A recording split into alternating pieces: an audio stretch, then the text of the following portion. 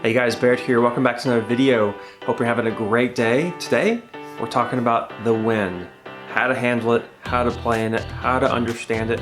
I'm going to give you a few tips on how to play better in these situations and how to give yourself a competitive advantage on the court. All right, let's do this. So, the first thing we need to talk about is ball behavior. How does the wind actually affect the ball on the court? I'm going to give you two different examples here. We're just going to go ahead and assume that the wind is going generally north and south, okay, which is typically the orientation of the court. So when the ball is going into the wind, so in other words, if the wind is coming at your face, okay, and you hit the ball into the wind, right, the ball will fly as it usually does, but towards the very end, it'll start to die. And I'm laughing because there have been so many mistakes that I've made when it comes to this. It's really tricky, but that's how the ball behaves when you hit it into the wind. It'll die at the very end. So as you can see, did you notice how the ball bounced kind of low, but it didn't go very far? The wind was pushing it back, right? And that messed me up and I hit it into the net while I was doing a video. So that's how the ball behaves when the wind is blowing against it. Now, let's flip that around. What happens to balls when they're going with the wind? The big thing to remember here is that the speed of the ball is going to be increased dramatically, of course, as you can imagine. The ball the way I've explained it is it almost feels like it's on a boat and it's just kind of like sailing through the air, you know? It's just sort of like gliding through the air. And what typically happens is the ball will go much faster and it will bounce lower and it will bounce further. Okay, now we're gonna get into certain shots here in a second, but that one's a little bit easier. When the wind is coming towards you, okay, remember that ball's gonna go much faster, it's gonna get much closer to your paddle. That's ball behavior, that's how the ball behaves in the wind. Okay, so let's actually get into some of these shots and strategies and tactics and so on. I'm going to cover 4 different situations, which is when you're hitting shots into the wind, when you're hitting shots with the wind, and then how to handle your opponent's shots in both of those situations as well. So let's start with the easier side, which is when the wind is behind you. Typically, it's easier when the wind is going forward with you because it's a lot easier to take power off the shot when you're hitting it. And that is the key when the wind is behind you. You just can't hit your shots as hard. That's pretty easy to get used to. With your serve, for example, nice and easy going. If you hit that thing too high, it's going out. The big key when the wind is behind you going forward is to hit your shots low. Try to hit them low. Remember, the higher that shot is, the more the wind is gonna pick it up and fling it out of the court. So try to keep it low. Try to put a little bit of topspin on it.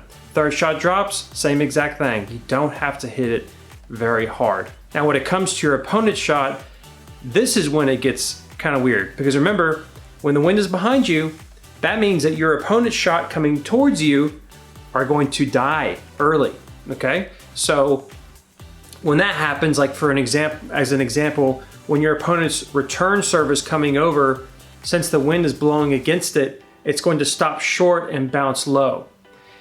To return shots like this, you have to rush up there and get to the ball. That is the key here. You have to get to the ball first, get your footwork set, and then make a stroke. That ball is probably not going to bounce very far. It's not going to bounce as far as you're used to. You got to get there and then make a nice, easy stroke to get the ball back over. Okay, now let's flip it around. When the wind is in your face, this is where things get much more difficult.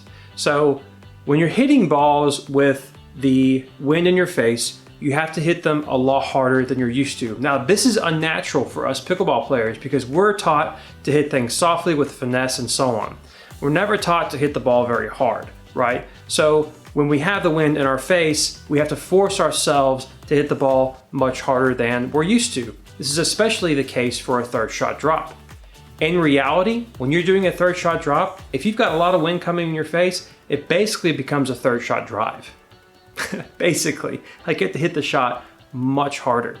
The same thing with the serve. When the wind is in your face, you got to hit that serve way harder than you're used to. Because remember, when you get your serve short, you're making their return serve a little bit easier to do. And when the return serve is easier to do, that makes your third shot drop much harder because they're more likely to get it deep. So when the wind is in your face, it's gonna take practice, it's gonna take a lot of work.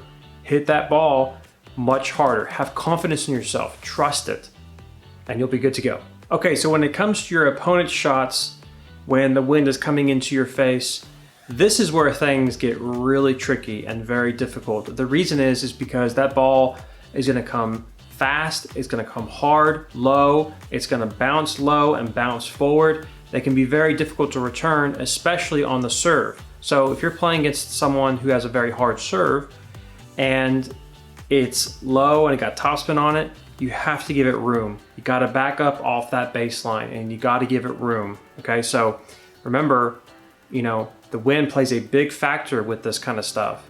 And what makes it even more difficult is that since you're now off the baseline so much to give it room to bounce, you're even further away than you're used to when it comes to the return serve.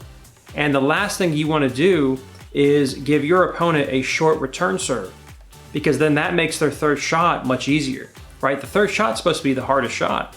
But if you're hitting your return serves because of the wind into the middle of their court, they're just going to drive the ball back over and you're toast. Okay, so you have to trust the wind when it comes to dealing with your opponent's shots, especially on the return serve. Like I just said, you really got to hit that ball hard, man. You got to hit the ball hard and you got to run up to that kitchen. So trust the wind when it comes to your opponent's shots, like the serves and the thirds and stuff like that. They're going to go much further than you think. And especially on the third shots, you can probably volley a lot of those things at the kitchen line instead of waiting for it to bounce. If you wait for it to bounce, it's going to bounce at your feet and you are toast. I think a really important factor here with the wind is to just accept the fact that the wind is here to stay. It will always be a factor in pickleball. And when you really start to change your mindset and you move away from sort of thinking about how bad the wind is, when you get away from that area, you can then really start to do something about it. Now, since you're watching this video, you're already on that path, right? Which is great. But when you go out to the court and you know it's gonna be windy, try to say to yourself, oh good, wind. It's time for me to make a difference now. It's time for me to really use the wind as a tool. Now I have a competitive advantage because now I know how to play in the wind. Instead of being in this place where we're sort of complaining about the wind, or we're worrying about it, or we're dreading it, or stuff like that. That's all just negative and it's not gonna help you any. And look, outdoor tournaments don't get canceled because there's 20, 25 mile per hour gusts, right? Like you're gonna have tournaments, you're gonna have outdoor play where there's going to be wind. And when you really focus on what you can do about it, it will really change the way you play on the court.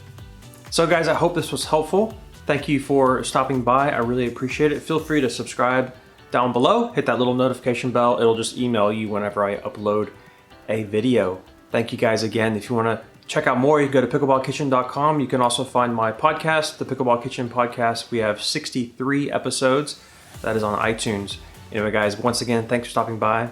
I'll see you next time.